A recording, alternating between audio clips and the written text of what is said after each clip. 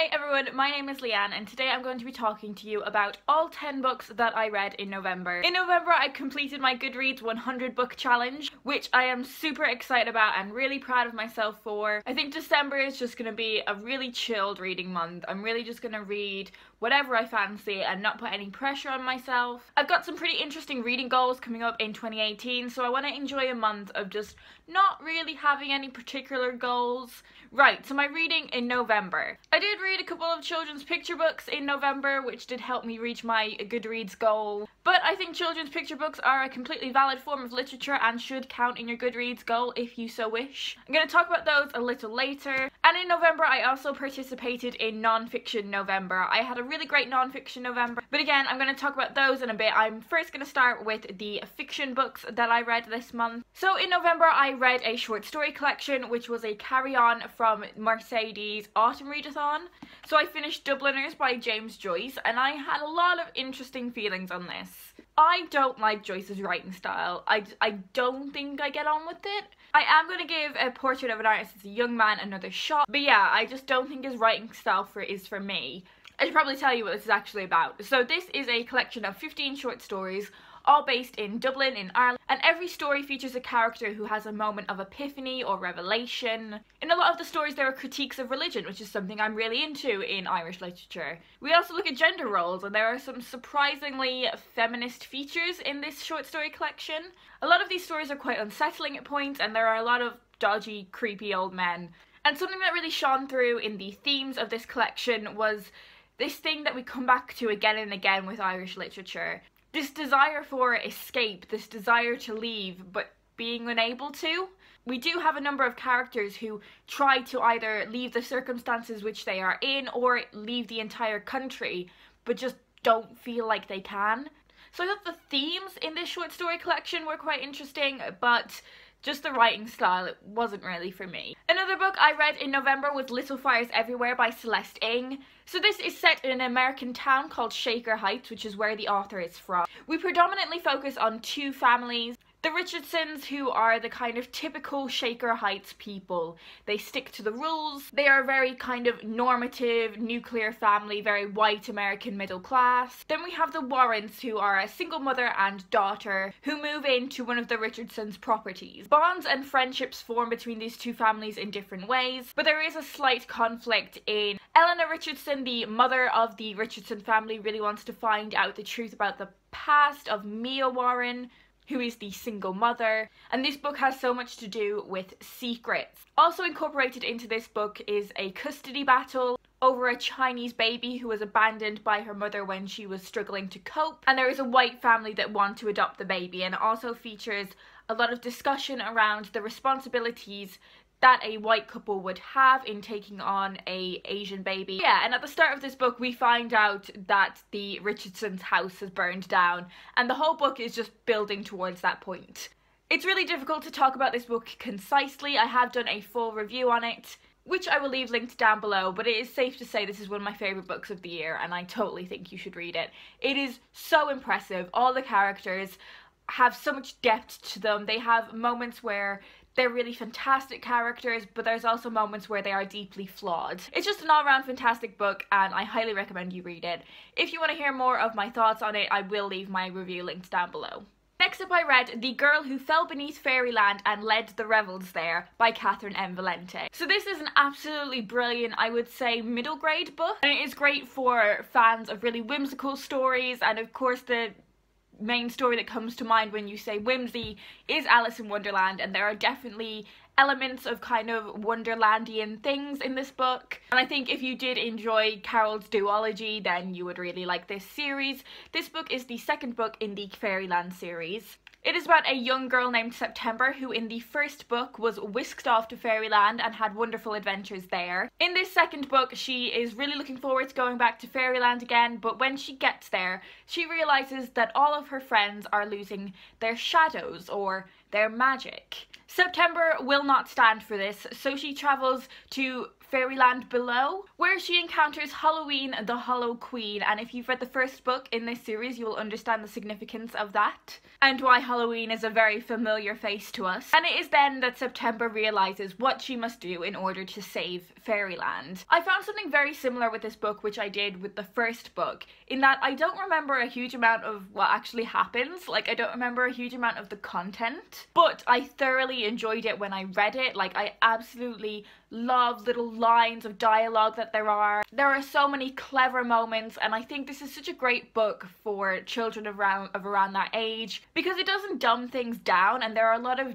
really interesting discussion points that can be raised from this book. And I think this is a really great book for grown-ups as well, because I think there are little like asides that make more sense to a grown-up audience. It's just a really fantastic book. It's really clever, it's really funny. I enjoyed this one much more than I did the first novel. But yeah, I would really highly recommend this one. I don't think it's really made as much of an impact in the UK or Ireland than it has over in the States. I don't think it's quite as popular, but it really should be. They were all the physical books I have, so I can now actually drink my tea. So another kind of middle grade book that I read this month was Clover Moon by Jacqueline Wilson.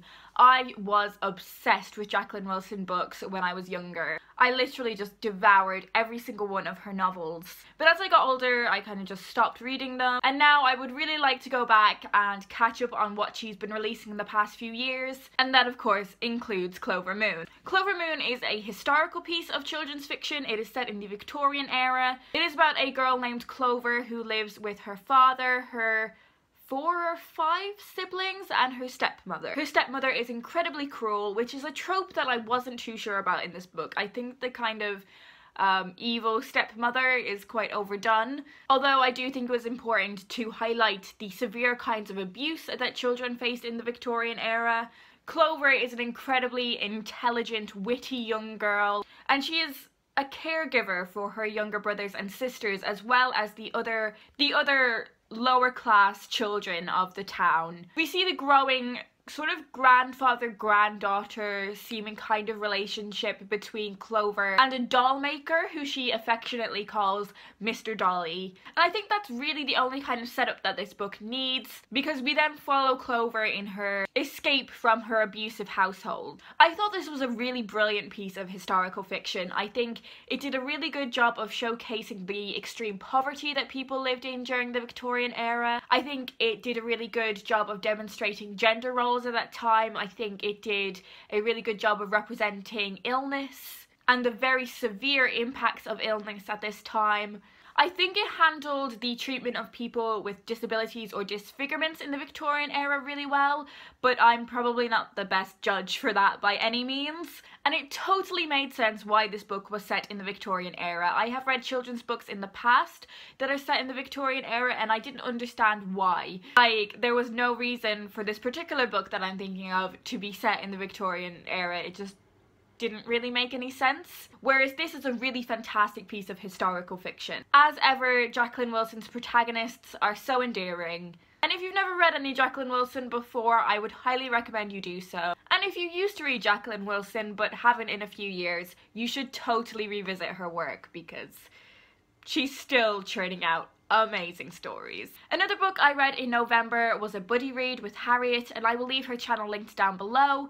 You should totally check it out. Together we read Glitter by April Lynn Pike, and this was a book that has been on my TBR for ages. Let me preface this first comment by saying I did enjoy the book, but I'm really glad I did it as a buddy read, because I think I might have DNF'd it if I hadn't. There were a lot of things that I really enjoyed about this book. Okay, let me backtrack and tell you a little bit about the plot. So this is a science fiction novel that is set way in the future, but it is set in a society that tries to mimic old school 18th century Versailles. It's a bit bonkers, but you just need to accept that. That's the world you're in now. We follow a teenage girl who is being forced into a marriage with the king of Versailles. Her mother has kind of groomed her in order to become the queen. But of course our protagonist does not want that whatsoever. So in order to get out of this situation, she begins selling a drug called glitter, which she hides in cosmetics. There were a lot of things that I really enjoyed about this book. I think it was really interesting to see a female protagonist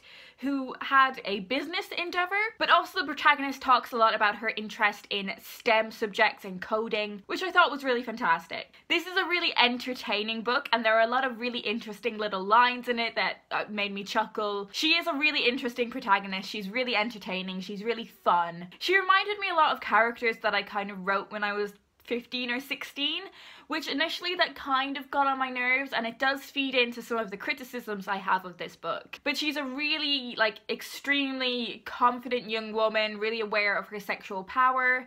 And a lot of this book, the writing style did seem kind of amateurish. There were a lot of just kind of annoying lines and an annoying little turns of phrase that I now know to be really irritating in fiction. There was a lot of telling and not a lot of showing in parts. And one big criticism I did have of this book was the fact that it uses one of the characters' life situation is explained as him being a slave, and that it just carries so many connotations which I didn't think were appropriate for the book, and in many ways I found very disrespectful. I was really surprised by the ending of this book, as was Harriet, because we thought it was a standalone. It's not, it's part of a duology. So my overall thoughts on this book are, I don't think it was a particularly well crafted book. I don't think the writing was something that I particularly enjoyed, but the plot and the dialogue I found really entertaining. The next book I read was a children's picture book, and it was We Found a Hat by John Klassen. I didn't realise this book was actually the third part in a picture book trilogy. But it's so charming. It basically just follows these two turtles who find a hat. No, they're not turtles, they're tortoises. But they find a hat and they decide that because they can't share the hat, they just need to leave it. But one of the tortoises can't stop thinking about this hat. It's in his dreams. He cannot escape his thoughts about this hat. And that's all I'm gonna say. It's just a really charming little picture book, and I would highly recommend it. Next, I'm going to talk about some of the non-fiction books I read this month, which does include a children's picture book. Not all of the non-fiction books I read this month were books that I had planned to read, and I didn't get to all of the books that I did plan to read. But anyway, the children's picture book was by a lady named Elizabeth Kaiser, and she has brought out a whole set of children's picture books about notable women from history. There are a number of different people featured, including Maya Angelou and Rosa Parks. I was approved for an e-arc review of the Emmeline Pankhurst one, and I thought this series was a really great idea. I think it is wonderful to see these really important women depicted in children's fiction, which is a growing trend I'm seeing now, which I just absolutely adore. The storytelling is done really well, the illustrations are fantastic, and I definitely think you should get one of these either for yourself or a young girl in your life. Although maybe just don't get the Emmeline Pankhurst one.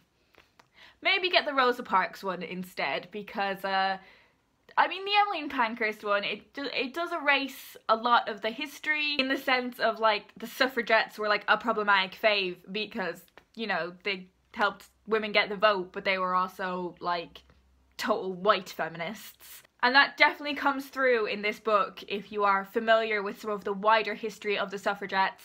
Emmeline Pankhurst was not the best person when it came to race relations. What I'm trying to say is this book is really fucking white, and maybe just get your kid the Rosa Parks one instead.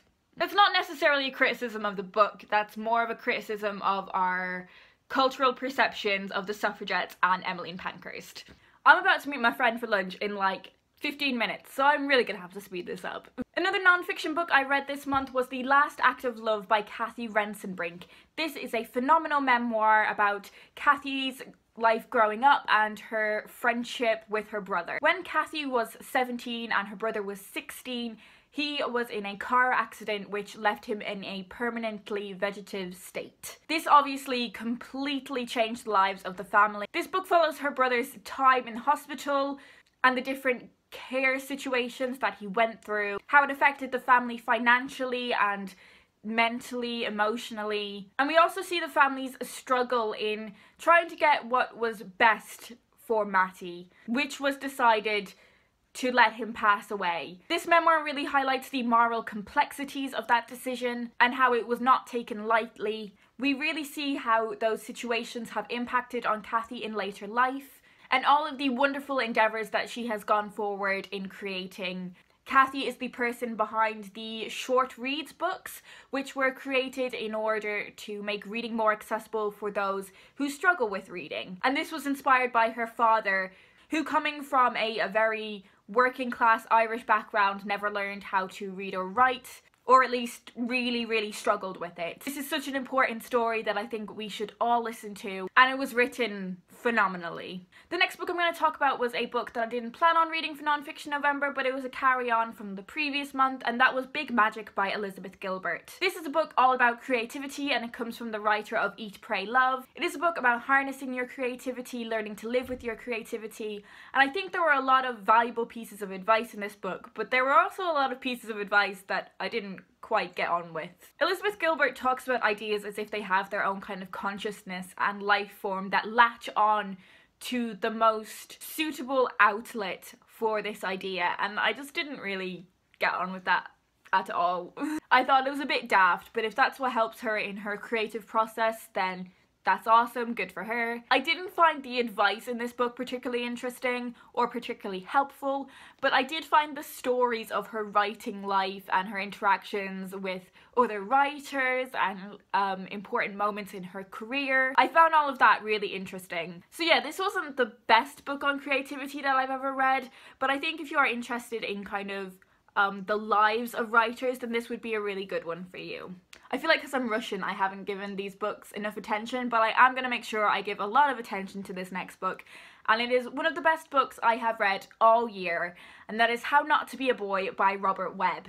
Now, you may know Robert Webb from his comedy shows, particularly Peep Show, which he did with David Mitchell. But this is a book all about his experiences with gender growing up, about the pressures that are put on men, about toxic masculinity. The book takes us right from his childhood all the way up to the present day, and is split into various sections which are centered around the misconceptions or pressurizing expectations that are put on young men and boys. It looks at men's relationship with sport, it looks at men's relationship or lack thereof with their emotions. We look at the impacts of the relationships that Robert had with both of his parents, his brothers, his peers, his teachers. And this book is just full of really touching and poignant moments and really valuable observations about masculinity. What was really great about this book as well is that Robert Webb didn't shy away from the mistakes that he has made as a result of his toxic masculinity. He is so honest and open in this book about